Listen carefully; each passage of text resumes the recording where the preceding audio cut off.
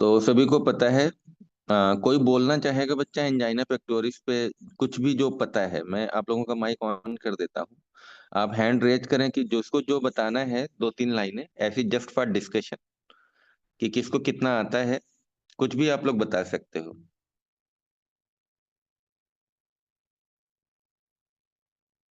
कोई बोलना चाहेगा? कुछ भी बता सकते हो, सीने में दर्द होता है, ऐसा होता है, वैसा होता है, यूं कुछ भी बता दो। अमलेश, अनम, अंकिता, जी sir. Aparna. Sir heart sir disease होती है, कोरोनरी आर्टरीज के पास मतलब ब्लड फ्लो का कम हो जाता है, जिसकी वजह से चेस्ट पेन बहुत ज्यादा। बिल्कुल, बहुत बढ़िया दिव्या ने बताया है ना कि चेस्ट पेन होता है, कोरोनरी आर्टरी में ब्लड फ्लो कम हो जाता है। बिल्कुल दिव्या पांडे, बहुत बढ़िया बताया। और कोई बताना चाहेगा कुछ? यस। कोई भी चीज ऐड करना चाहो, कोई क्लिनिकल सिम्टम, कुछ ट्रीटमेंट, कुछ इन्वेस्टिगेशन।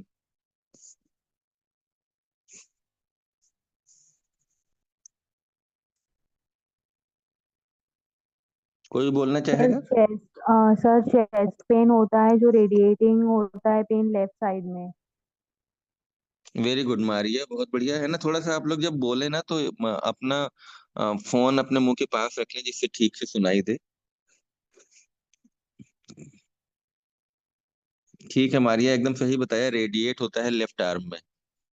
यस। एक लास्ट चांस है, और कोई बोलना चाहे कुछ चाहे भी। कुछ भी। सर डल एक होता है और सब स्टर्नम होता है। और पेन जो होता है वो जो मतलब ऐसा नहीं होता कि उसको पिन पॉइंट किया जा सकता है, वो पता नहीं चलता किस जगह से शुरू हो रहा है, और रेडिएट करता है आर्म की तरफ, जॉ में, नेक में, और शोल्डर पे। बिल्कुल फैजिया, बिल्कुल अच्छा बताया, सबको पेन के बारे में पता है ना। जॉ में जो है रेडिएट करता है, लेफ्ट आर्म में रेडिएट करता है, शोल्डर पे रेडिएट करता है। बिल्कुल सही है सब बातें। चलो फिर हम लोग स्टार्ट करते हैं, ठीक है।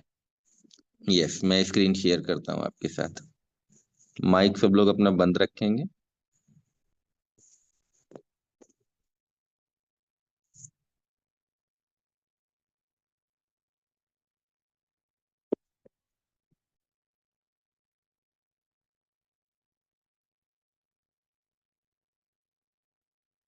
ठीक है, तो this is angina pectoris. Angina का मतलब क्या होता है सबसे पहले? तो एंजाइना से हम लोग क्या समझते हैं? तो एंजाइना का मतलब होता है पेन, है ना। पेन में भी स्क्वीजिंग टाइप, स्क्वीजिंग टाइप। ठीक है, स्क्वीजिंग आप समझते हो, जैसे निचोड़ना, कपड़े निचोड़ते हैं, निचोड़ना। ठीक है। या हैवीनेस लगती है, हैवीनेस, सीने पे भारीपन लगता है, हैवीनेस।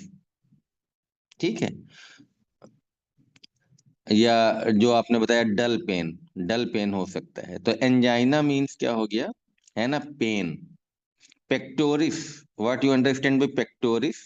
Pectoral region. आपने पेक्टोरलिस मसल्स पढ़ी है, pectoralis major and pectoralis minor. और पेक्टोरल रीजन एनाटॉमी के हिसाब से हम लोग चेस्ट वाले पोर्शन को बोलते हैं। तो एंजाइना पेक्टोरिस को क्यों बोलते हैं angina pectoris? That is pain in chest. तो angina pectoris means pain in chest. तो बीमारी का नाम आपको समझ में आ गया, why it is called angina pectoris. ठीक है। अब बात ये आती है कि एंजाइना पेक्टोरिस, है ना, क्यों हो जाता है? तो angina pectoris is a clinical syndrome characterised by chest discomfort और पेन। मेनली क्यों होता है आपको ये याद रखना है। तो mainly it is due to myocardial ischaemia. Ischaemia आप सब लोगों को पता है, what is the ischaemia? Ischaemia का मतलब होता है ना, इस्चीमिया का मतलब होता है रिड्यूस्ड ब्लड सप्लाई।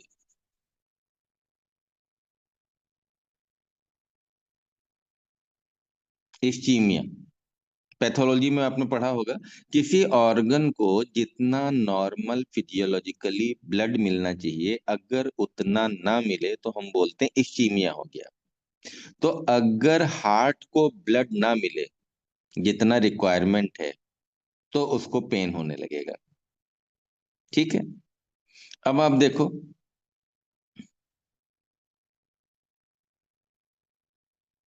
होता क्या है ना। अगर हम लोग हार्ट का एक डायग्राम बनाएं तो जो एनाटॉमी में आप लोग देखते हो इस टाइप से बनता है, लाइक दिस। ठीक है, ये आपका होता है राइट एट्रियम, ये होता है राइट वेंट्रिकल, ये होता है लेफ्ट वेंट्रिकल। राइट वेंट्रिकल से आपका क्या निकलता है, पल्मोनरी आर्टरी निकलता है, जिससे आपका ब्लड जो है कहाँ जाता है, फेफड़ों में जाता है। ये आपके फेफड़े होते हैं, लंग्स।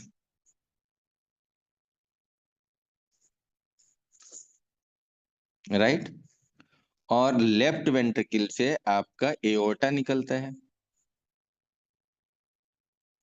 और ये पीछे की साइड से इधर सप्लाई हो जाता है। यहाँ पे अगर आप देखोगे तो ये आपकी कोरोनरी आर्टरी होती हैं। यहाँ पे ये सब जो है आपकी ये कोरोनरी आर्टरी होती है, ये है ना। एक यहाँ से निकल के पीछे की साइड में आ जाती है इस टाइप से। तो ये कोरोनरी आर्टरी है। जो ये कोरोनरी आर्टरी है, आपको पहले ये समझना है, कोरोनरी आर्टरी।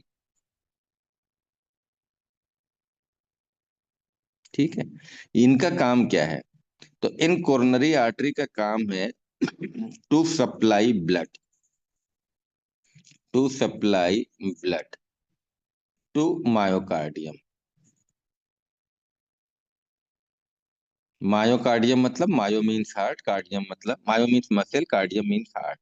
यानी कि हार्ट की मसल्स को जो ब्लड सप्लाई करने का काम करती हैं वो कोरोनरी आर्टरी करती हैं, राइट। और फिर इन्हीं कोरोनरी आर्टरी से जो है फर्दर आर्टेरियोल्स और इस टाइप से निकल के ये पूरा हार्ट को सप्लाई करेंगे, राइट। अब दिक्कत क्या होती है कि मान लो ये आपकी कोरोनरी आर्टरी है, कोरोनरी आर्टरी में एथेरोस्क्लेरोसिस हो जाए अगर थोड़ी देर के लिए, मान लो, ये हम लोग पढ़ चुके हैं। तो ये आपकी कोरोनरी आर्टरी है और ये आपकी क्या हो गई, एथेरोस्क्लेरोसिस। दिस इज एथेरोस्क्लेरोसिस, ये मैं आपको पढ़ा चुका हूँ। एथेरोस्क्लेरोसिस में मैंने क्या बताया था कि स्क्लेरोसिस मीन्स होता है हार्डनिंग, हार्डनिंग, और एथेरो मीन्स होता है deposition of cholesterol, deposition of cholesterol.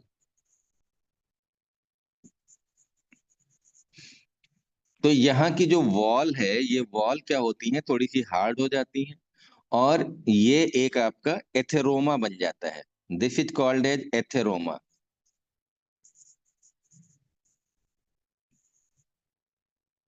जो कोलेस्ट्रॉल का जो उभार है ना, उसको हम लोग क्या बोलते हैं, एथेरोमा। तो एथेरोमा की वजह से जो वॉल है हमारी आर्टरी की, ये यहाँ पे हार्ड हो गई, और एथेरोमा की वजह से क्या होता है, ये जो ल्यूमेन है कोरोनरी आर्टरी की, ये क्या होता है, नैरो हो जाती है। तो lumen of coronary artery, lumen of coronary artery becomes narrow.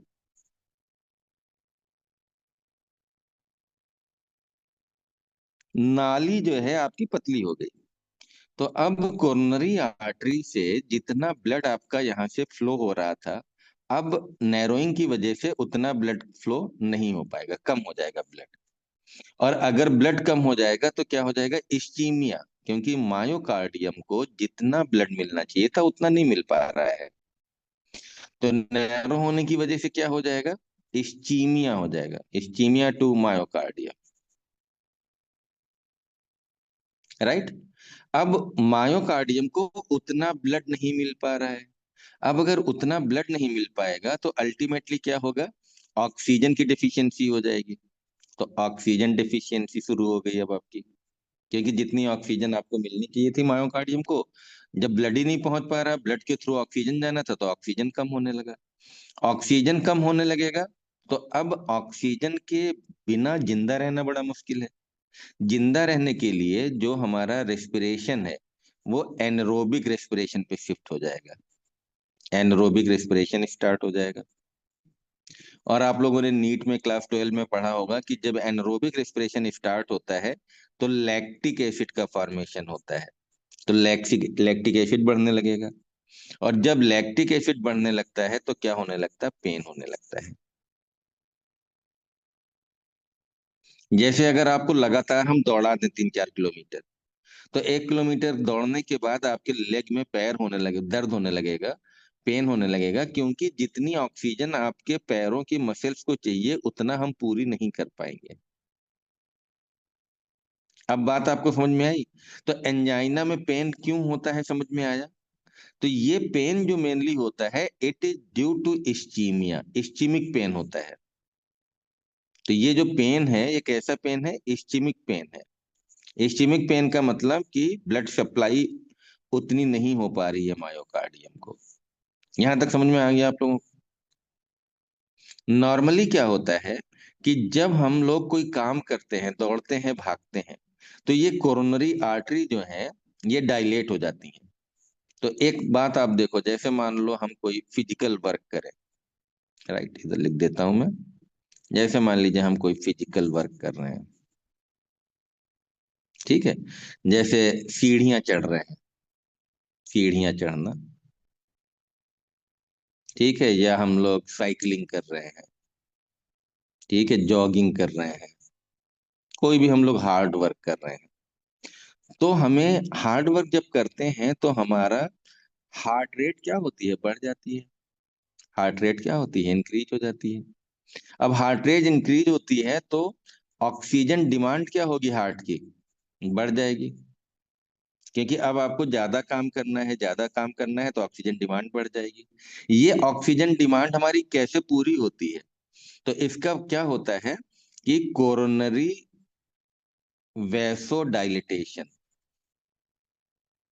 आपको पता है कि जो हमारी आर्टरी हैं वो इलास्टिक है, तो कोरोनरी आर्टरी का डायमीटर बढ़ जाता है, कोरोनरी आर्टरी का डायमीटर बढ़ जाता है, ठीक है, तो कोरोनरी वैसोडाइलेटेशन। और जब कोरोनरी वैसोडाइलेटेशन होगा तो इंक्रीज ब्लड फ्लो, आपका ब्लड फ्लो क्या हो जाएगा? बढ़ जाएगा, और डिमांड आपकी क्या हो जाएगी? पूरी हो जाएगी।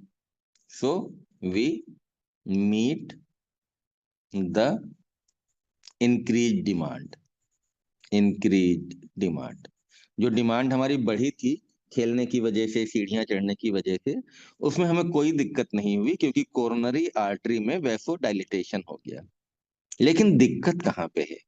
दिक्कत है यहाँ पे कि अगर एथेरोस्क्लेरोसिस है, एथेरोस्क्लेरोसिस, तो ये जो हार्डनिंग हो गई है, हार्डनिंग की वजह से नो वैसो डायलिटेशन।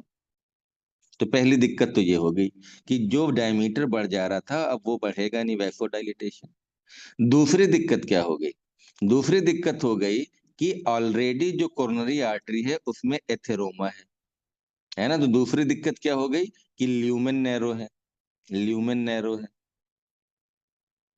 तो अब आपके पास डबल दिक्कत हो गई, है ना, वैसो डायलिटेशन भी नहीं हो रहा है, ल्यूमेन भी नैरो है। तो इसकी वजह से क्या होगा?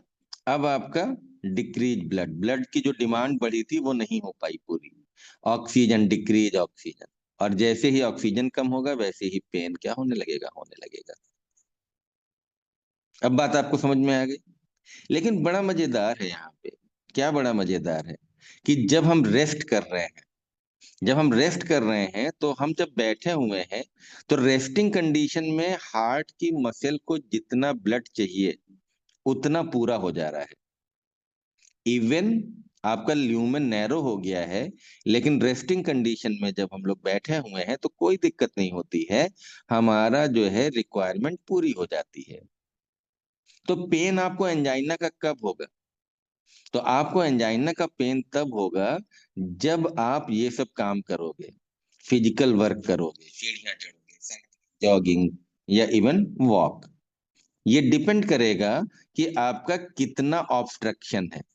अगर आपका कोलेस्ट्रॉल बहुत ज्यादा जमा हो चुका है, ठीक है, तो फिर जल्दी ही आपका थोड़ा सा ही काम करने पे दर्द होने लगेगा, ठीक है, और अगर कम है तो ज्यादा काम करने पे, तो depending upon the thickness of the cholesterol deposition and narrowing. दूसरी मजेदार बात क्या है कि रेस्टिंग कंडीशन में आपको पेन नहीं हो रहा है ना, तो no pain during resting condition.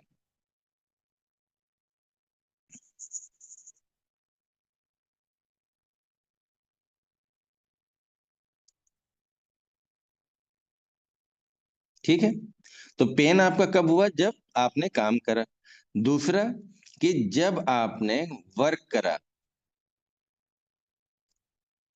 ठीक है, कोई भी वर्क करा तब पेन हुआ।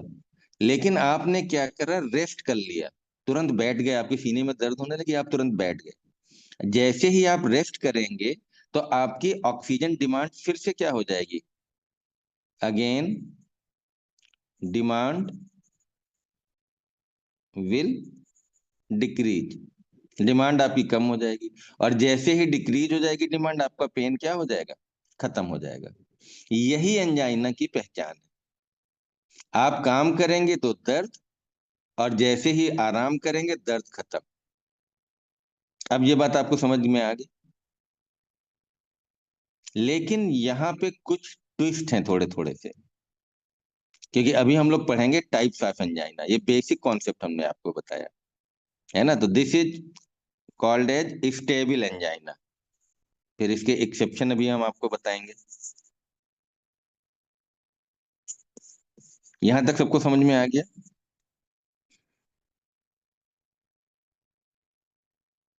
ठीक है, तो एक बार आप लोग चैट सेक्शन में आ जाओ। यस, अब आप ये बताइए सब लोग कि एंजाइना का जो बेसिक कॉन्सेप्ट है आपको समझ में आया? यस या नो? निश्चय, स्वाति, अमलेश, आफरीन, वेरी गुड, सबको समझ में आया, बहुत बढ़िया। ठीक है, तो जल्दी से बताओ कि जो कोलेस्ट्रॉल डिपोजिशन हो जाता है कोरोनरी आर्टरी में, उसको हम लोग क्या बोलते हैं? Atherosclerosis and atheroma, more appropriate atheroma. ठीक है, और जो कोरोनरी आर्टरी की वॉल एथेरोमा की वजह से हार्ड हो जाती है और डायलेट नहीं हो पाती है, उसको क्या बोलते हैं?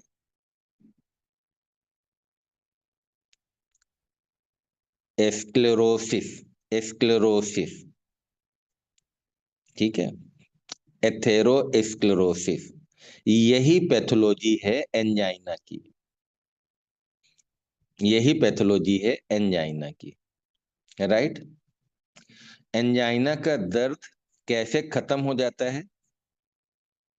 डिसएपियर कैसे होता है एंजाइना का दर्द? Bye rest. रेस्ट से क्या होता है? पेन आपका खत्म हो जाता है, राइट। वेरी गुड, बहुत बढ़िया। अच्छा, अब आप बताओ, क्या सोते समय एंजाइना का अटैक पड़ेगा?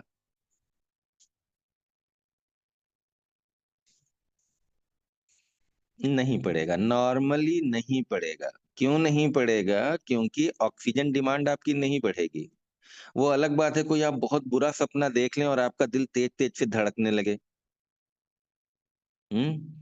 आप बिना बताए घर से अपने दोस्तों के साथ घूमने निकल गए, और वहां पे जो है अचानक से घर में आपके पता चल गया कि आप तो पता चला हॉस्टल छोड़ के नैनीताल घूम रहे हैं। तो अचानक से क्या होगा? आपका सपने में देखा और आपकी दिल की धड़कनें बहुत तेज तेज हो गई, ऑक्सीजन डिमांड बढ़ गई। तो it may be, but very rare, normally नहीं होता उतना, हम लोग झेल ले जाते हैं। आप समझ रहे हैं? तो मेनली बेसिक कॉन्सेप्ट है कि नॉर्मली सोते समय इसका अटैक नहीं पड़ता है। जब आपका इंक्रीज वर्कलोड होगा तभी होगा, राइट। लेकिन अब हम एक एंजाइना पढ़ने जा रहे हैं जो सोते समय भी हो सकता है। एक दूसरे टाइप का एंजाइना है, उसको क्या बोलते हैं? किसी को पता है? किसी को पता है? Very good, Prinzmetal, Inshali. Very good, Prinzmetal. बहुत बढ़िया। तो अब हम लोग फ्रिंज मेटल पढ़ने जा रहे हैं। ठीक है।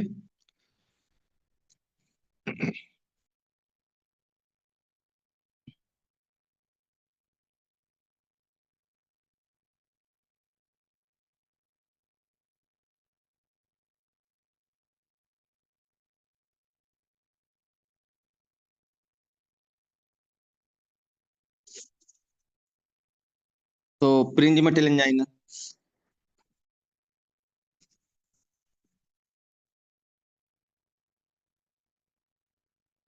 ये दूसरे टाइप का है अभी जो हम लोगों ने पढ़ा। इसमें क्या होता है कि इसमें कोरोनरी आर्टरी बिल्कुल परफेक्टली नॉर्मल है, ठीक है, लेकिन अचानक से क्या होता है, इसमें स्पाज्म हो जाता है, जिसको हम लोग क्या बोलते हैं, वैसो स्पाज। ठीक है। तो यहाँ पे आपका क्या हो गया, this is vasospasm. Reason इसका अननोन है, रीजन अननोन है। बस ये समझ लो कि पिछले जन्म के आपके कुछ पाप हैं, जिससे आपको, है ना, भगवान पनिशमेंट देना चाहते हैं। तो कोरोनरी वैसोस्पाज्म में अकर, एंड दिस वैसोस्पाज्म में अकर एट एनी टाइम, में occur at any time, even during rest. इसका काम करने से कोई मतलब नहीं है। आर स्लीप, सोते समय भी हो सकता है, क्योंकि वैसोस्पाज्म होना है, क्यों हो रहा किसी को नहीं पता। तो एनी टाइम। अब पंगा वही है कि अगर वैसोस्पाज्म होता है, तो अल्टीमेटली मैंने आपको क्या बताया कि वैसोस्पाज्म की वजह से क्या होगा, ब्लड सप्लाई जो हमारी मायोकार्डियम है वो कम हो जाएगी। तो blood supply to myocardium decreases. Blood supply कम होने का हम लोग क्या बोलते हैं पैथोलॉजी में, इस्चीमिया। और जैसे इस्चीमिया होगा तो पूरी कहानी अभी मैंने जो बताई वो क्या होगा, पेन होगा, पेन होगा। अब ये पेन, है ना, रेस्ट से रिलीव होगा या नहीं, तो नॉट रिलीव्ड बाय रेस्ट, क्योंकि इसमें वर्क से कोई मतलब ही नहीं है। ये पेन हो रहा है वैसोस्पाज्म से, तो ये पेन रिलीव कब होगा, तो but relieved, but relieved after vaso dilatation, जब वापस से वैसो डायलिटेशन हो जाएगा। ठीक है। बाय मेडिसिन आर स्पॉन्टेनियस, या तो अपने आप ही खत्म हो जाए वो वैसो कॉन्स्ट्रिक्शन जो हुआ था, या हम उसको मेडिसिन दे के रिलीव कर दें। रेस्ट से कोई लेना देना नहीं है। तो this is Prinzmetal angina. ये हम लोग क्या बोलते हैं इसको, प्रिंज मेटल एंजाइना। इसीलिए इसका एक दूसरा नाम भी है ना, also called as vaso spastic angina, जिसका मतलब क्या हो गया, वैसो स्पाज्म। क्योंकि ये एंजाइना क्यों हो रहा है, ड्यू टू वैसो स्पाज्म। तो this is called is Prinzmetal angina और vasospastic angina, not relieved by rest, not relieved by rest, may occur in night, may occur during rest, may occur during sleep। तो ये सबको समझ में आ गया। एक बार आ जाओ चैट सेक्शन में, ये आया सबको समझ में, फैजिया, स्वाति, नितिन, आफरीन, अनम, दिव्या, निश्चय, संध्या, हेमंत, ज्ञानेंद्र, निषाद, वेरी गुड। अच्छा, इसके अलावा एक तीसरा भी होता है, कोई बता सकता है तीसरा कौन सा होता है। दो मैंने बताया, तीसरा किसी को पता है, very good, Insha. Unstable, unstable. जब मैंने पहला स्टेबल बताया था तो एक तीसरा अनस्टेबल भी तो होना चाहिए, तो वो भी देख लेते हैं अनस्टेबल क्या होता है।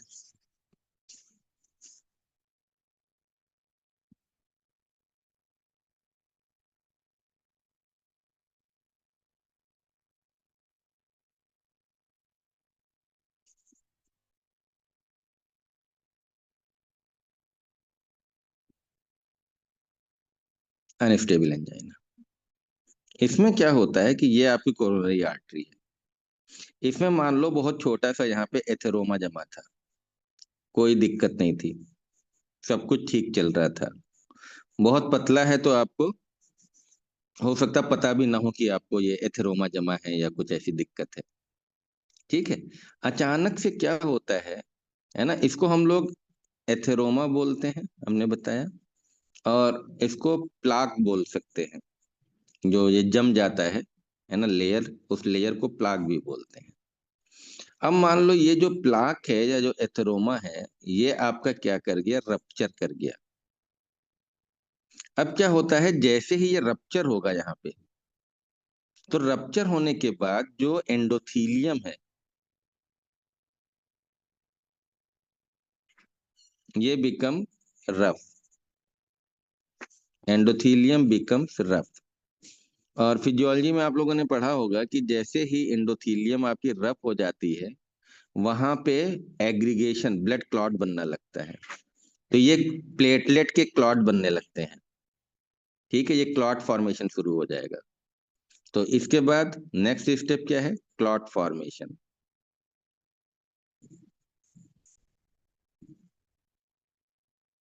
ठीक है, मेनली इसमें क्या होता है, प्लेटलेट एग्रीगेशन। जैसे हम लोग कहीं कट जाते हैं तो आपका नॉर्मली ये ऊपर वाले ने ब्लड ब्लीडिंग रोकने के लिए बनाया था, तो प्लेटलेट एग्रीगेशन होता है, क्लॉट फॉर्मेशन होता है। अब मान लो कि किसी को ये एथेरोमा डिपॉजिट था, बना हुआ था कोरोनरी आर्टरी में, और ये सडन रप्चर कर गया। सडन रप्चर के बाद वहां पे क्लॉट बनना स्टार्ट हो गया। जैसे जैसे ये क्लॉट बढ़ना शुरू होगा, वैसे वैसे आपकी ब्लड फ्लो क्या होने लगेगी, कम होने लगेगी। तो ब्लड फ्लो क्या हो जाएगा, कम हो जाएगा। और ये क्या होगा, ब्लड फ्लो, क्लॉट का साइज जैसे जैसे बढ़ेगा यहाँ पे, इसका डायमीटर कम होता जाएगा। तो नॉर्मली ये क्या होता है, प्रोग्रेसिव। प्रोग्रेसिव का मतलब समझ गए, जैसे जैसे क्लॉट का साइज बढ़ेगा, यहाँ पे लिख दे रहा हूं, एज क्लॉट साइज इंक्रीजेज। और ये सब घंटों और मिनटों में होता है, क्लॉट बढ़ता जाता है, दर्द बढ़ता जाता है, बढ़ता जाता है, दर्द बढ़ता जाता है, राइट। अब जैसे जैसे ब्लड फ्लो कम होता जाएगा, है ना, वैसे वैसे आपको क्या होने लगेगा, पेन होने लगेगा, राइट। और अगर ब्लड फ्लो बहुत ज्यादा कम हो गया, मतलब अगर आपका क्लॉट इतना हो जाए कि ये लगभग कोरोनरी आर्टरी को ब्लॉक कर दे, 90% तक, 80% तक ब्लॉक कर दे, तो ब्लड इतना कम हो जाता है आगे कि आपका नेक्रोसिस स्टार्ट हो सकती है। नेक्रोसिस आपको पता है, जैसे, हाँ, पहले आपको क्या था, इस्चीमिया हुआ था, पहले इस्चीमिया हुआ था। इस्चीमिया, इस्चीमिया का मतलब मैंने क्या बताया था, रिड्यूस्ड ब्लड। उसका अगला स्टेप है कि अगर ब्लड मिले ही ना, तो टिश्यू डेथ शुरू हो जाएगी, टिश्यू डेथ, जिसको हम लोग क्या बोलते हैं, नेक्रोसिस। तो नेक्रोसिस का मतलब हुआ कि अब जो कार्डियक मसल्स हैं उनकी डेथ स्टार्ट हो गई, नेक्रोसिस स्टार्ट हो गई। और जैसे ही नेक्रोसिस स्टार्ट होती है, अब ये यहाँ पे याद कर लो, now it is called as, अब इस बीमारी को एंजाइना नहीं बोलते हैं, now it is called as myocardial infarction, heart attack या हार्ट डिजीज। यहीं पे फर्क आ गया बस, एंजाइना और एमाई। एंजाइना आपका एक कदम पहले की बात है, ठीक है, और हार्ट अटैक उससे थोड़ा सा आगे की बात है, ठीक है।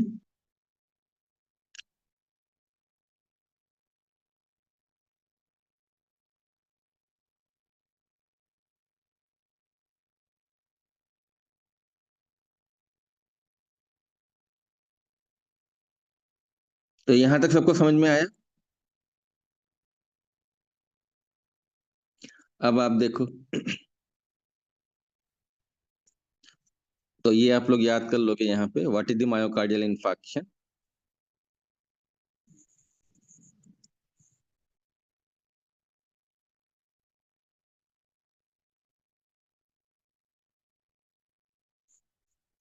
अब यहाँ पे जो वर्ड आया है इन्फार्क्शन, ये आपको याद करना, व्हाट इज द इन्फार्क्शन। तो इन्फार्क्शन हम लोग बोलते हैं tissue death due to ischaemia, यानी कि रिड्यूस्ड ब्लड सप्लाई, या हम लोग इसको क्या बोल सकते हैं, आर इस्चीमिक नेक्रोसिस। अब आप मतलब देख लो, नेक्रोसिस का मतलब था सेल डेथ। सेल डेथ किसी भी वजह से हो सकती है ना। आप जल गए तब भी सेल डेथ हो जाएगी, कैंसर सेल हैं वो भी डेथ हो जाती हैं, ओल्ड वाली जो सेल्स होती हैं उनकी भी सेल डेथ हो जाती है, बैक्टीरियल इन्फेक्शन है तब भी सेल डेथ हो जाएगी।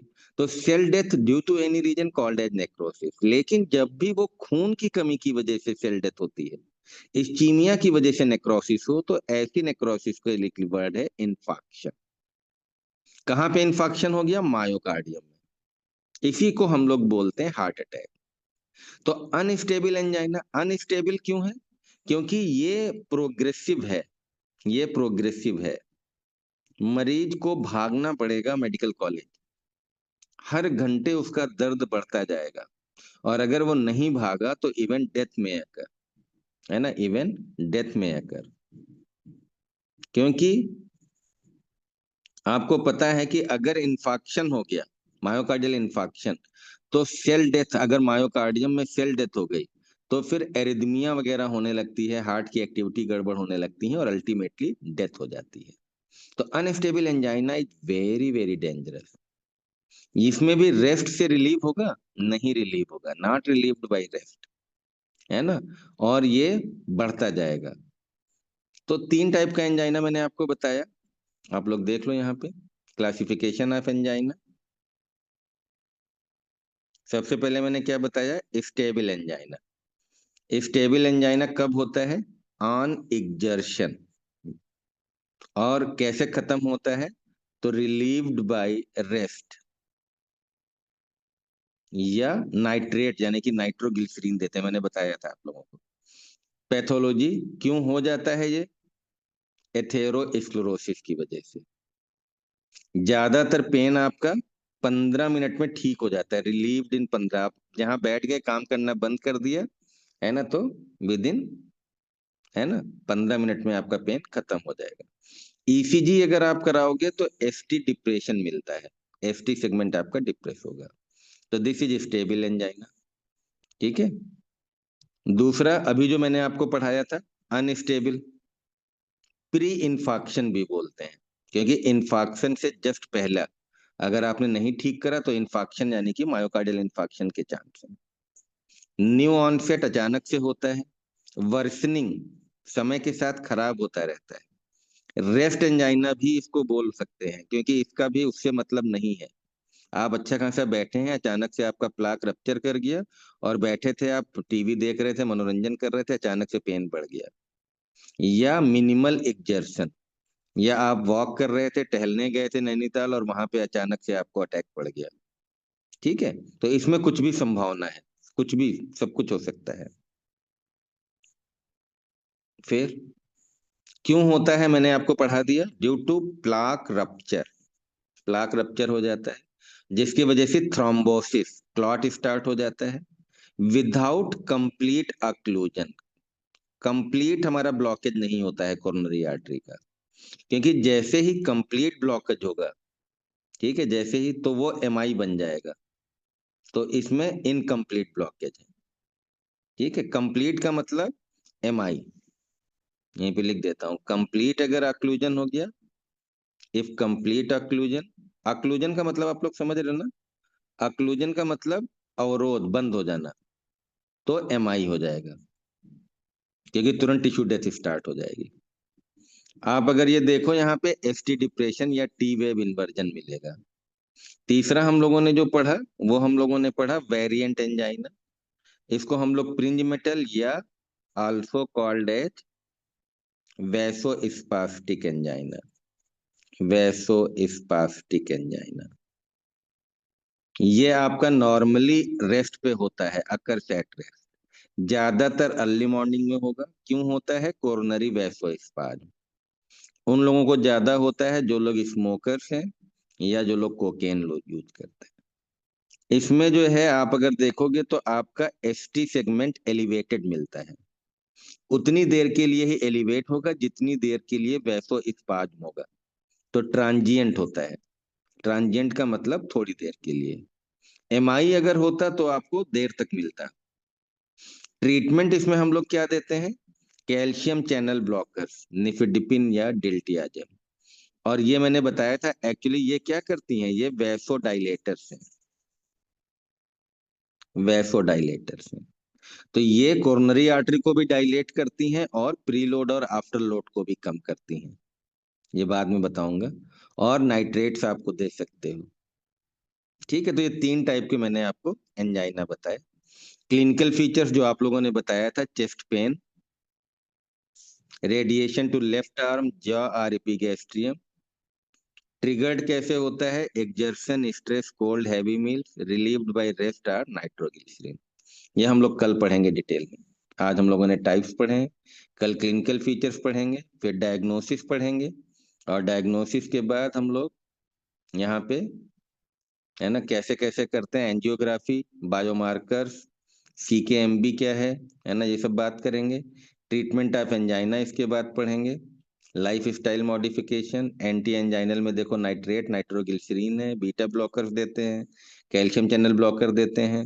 साथ में आपका एंटी प्लेटलेट थेरेपी, अभी हमने बताया जो क्लॉट वगैरह है तो क्लॉट ना बनने पाए, एंटी प्लेटलेट वगैरह देंगे। एलडीएल आपका मेन है, कल लास्ट टर्न पे हमने आपको बताया था कि क्योंकि जो एथेरोस्क्लेरोसिस का कारण है वो एलडीएल है। तो अल्टीमेटली आपको स्टैटिन तो देने ही है। 2 स्टैटिन आपको पता है हाई इंटेंसिटी कौन कौन से होते हैं? एटोरवा स्टैटिन एंड रोजुवा स्टैटिन, ये हम आपको पढ़ा चुके हैं। तो जिन लोगों को एंजाइना है उनमें स्टैटिन का बहुत बड़ा इंपॉर्टेंट रोल है। और कुछ हमारे सर्जिकल प्रोसीजर हैं, उनके बारे में हम लोग बात करेंगे। ठीक है, तो ये पूरा एंजाइना इस तरीके से, ये शॉर्ट में हम आपको बताएंगे। लॉन्ग में और भी ज्यादा है। ठीक है, तो ये लेकिन शॉर्ट में मैं आपको इतना पढ़ाऊंगा। राइट, तो कोई क्वेश्चन है आप लोग पूछ सकते हो। Any question you can ask. आज के लेक्चर में अगर कुछ नहीं समझ में आया है तो आप माइक ऑन करके पूछ सकते हो या चैट में पूछ सकते हो। कोई क्वेश्चन आपके दिमाग में आ रहा हो तो इतना आप लोग याद कर लोगे सारा, सारे बच्चे याद कर लेंगे type of angina. Yes sir. Very good. देखो थोड़ा थोड़ा पढ़ोगे तब आप जाके कंप्लीट कर पाओगे, है ना। सिलेबस बहुत ज्यादा है आयुर्वेदिक का, आप लोगों को तो डबल डबल पढ़ना पड़ता है। यूनानी भी पढ़ो, आयुर्वेदिक पढ़ो, और फिर उसके साथ में मॉडर्न भी पढ़ो। तो आप लोगों के लिए बहुत ज्यादा मुश्किल काम है। और आप ये याद रखो कि भाई बाल्टी में पानी एक लिमिटेड आएगा, तो आपके दिमाग में मतलब भर की ही चीजें पहुंचेंगी। और आप अपने टारगेट फिक्स कर लो, है ना। You want to treat the patient, और you want to select in MD, और you want to pass the your 4th year, है ना। या आपको बेसिक चाहिए या कितना डिटेल में चाहिए, है ना। तो बहुत सारे लेक्चर्स हैं यूट्यूब पे हैं, बहुत सारे लोग और भी पढ़ाते हैं, सबके टारगेट्स अलग अलग हैं। आपको अपने टारगेट के हिसाब से अपनी जगह सिलेक्ट करनी है ना, कि आपको कहाँ पढ़ना चाहिए। अगर आपका टारगेट 4th ईयर पास करना है या आप एआईपीजीटी सिलेक्ट होना चाहते हो तो उस हिसाब से आपको अपनी चीजें बनानी, या आप मरीज ट्रीट करना चाहते हो। टीचर के सामने मजबूरी होती कि ये कितना बैलेंस बना के पढ़ाए आपको, है ना, कितना बैलेंस रखे। ठीक है, क्योंकि कोर्स भी खत्म करना होता है, फिर आपका ये भी देखना कि आप कितना कर पाओगे कितना नहीं कर पाओगे। राइट, तो I will try to balance everything. हमारा जो टारगेट है वो 3-4 है। आपको हर बीमारी के बारे में बेसिक्स पता चल जाएं जो आपके सिलेबस में है, एनसीआईएसएम के जो आपके सिलेबस के हिसाब से, है ना, जिससे कि आप फाइनल ईयर में उसको लिख सको बेसिक। दूसरा, एक बेसिक ट्रीटमेंट का आपको आइडिया हो जाए कि अगर आपके घर में आसपास अगर आप मरीज देख रहे हैं तो आप वहां पे सक्षम हो सकें। इसके बाद आपको थोड़ी सी ट्रेनिंग लेनी पड़ेगी। जब आप किसी डॉक्टर के साथ बैठेंगे तो you can learn more appropriately. तीसरा, एमडी के एग्जामिनेशन में भी मॉडर्न से आपके 15-20 क्वेश्चंस आते हैं, तो बेसिक आप लोग वहां से भी क्वेश्चंस अटेम्प्ट कर पाए, है ना। तो हम तीनों में थोड़ा सा बैलेंस बना के चल रहे हैं, कोई भी एक चीज को फोकस नहीं कर रहे हैं, है ना। तीनों का थोड़ा थोड़ा मैं टच कर रहा हूँ, राइट। तो आप लोग कोशिश करो, अच्छे से पढ़ो। और ये क्लास के लिंक आप लोग अपने साथ के बच्चों को भी शेयर कर दो, ठीक है। तो और भी बच्चे कम से कम जब फ्री है तो सारे बच्चे आपके साथ के ज्वाइन कर सकते हैं। दूसरे कॉलेजेस के बच्चे जो आपके दोस्त हों, अपने बैचमेट्स को छोड़ के, आयुर्वेदिक या यूनानी के बच्चे जो भी हैं, होम्योपैथिक इवन, है ना, तो वो लोग भी कर सकते हैं। तो आप ज्यादा लोग रहते हैं तो पढ़ाने में मजा आता है। अभी 35 लोग हैं, लेकिन कम से कम हाफ सेंचुरी तो होनी चाहिए। तो share the link more to your batchmates, और सबसे बोलो कि वो लोग लाइव क्लास करें, है ना। लाइव क्लास में जो एक पढ़ने का जो मजा है, और जो अप एंड डाउन्स होते हैं, टेकिकार्डिया, ब्रेडिकार्डिया पूछा जाता है, बताते हैं, तो वो एक बढ़िया रहता है ना। आप बाद में रिकॉर्डेड में पढ़ोगे उतना मजा नहीं आएगा, ना रूटीन बन पाता है, और आप लेक्चर खरीद के रख लेते हैं, फिर एक एक महीने पढ़ते ही नहीं है। बाद में मेरे पास मैसेज आता है 1 साल बाद कि सर 2 महीने और बढ़ा दीजिए, अभी मेरा छुट्टी है ना, एग्जाम अभी कंप्लीट है, अभी याद नहीं कर पाए। तो इस टाइप की दिक्कतें होती हैं जो लोग नहीं आप रेगुलर क्लास करते हैं। रिकॉर्डेड में आपको आपका रूटीन नहीं बनता है, ना आपका कोई कंपटीशन होता है। यहाँ पे ये तो है कि अच्छा मारिया को पता है, मुझे नहीं पता है, अरे फैजिया ने बता दिया, अरे उसने टॉप कर लिया, अरे मेरे नंबर कम रह गए, अरे मेरी चौथी पोजीशन नहीं आई, अरे अगर पहली आ जाती तो मेरे को भी डिस्काउंट मिल जाता। तो सो मेनी थिंग्स। तो बी रेगुलर, ठीक है, be regular and do as much as possible, and share the link to all your friends and colleagues. Unstable angina में ब्लड में प्लेटलेट काउंट पर क्या चेंज होगा? तो प्लेटलेट काउंट पे एज सच इतनी जल्दी कोई चेंज नहीं आता मारिया, क्योंकि वो क्लॉट वगैरह के लिए उतने प्लेटलेट यूज नहीं होते। जब पूरी बॉडी में जैसे डीआईसी वगैरह होता है, डिसेमिनेटेड इंट्रावेस्कुलर कोएगुलेशन, तब प्लेटलेट काउंट पे दिक्कतें आती हैं। नॉर्मली छोटे मोटे क्लॉट से इतनी बड़ी बॉडी में कोई फर्क नहीं पड़ता, ठीक है। Any other question? तो thank you to all. Okay, good night.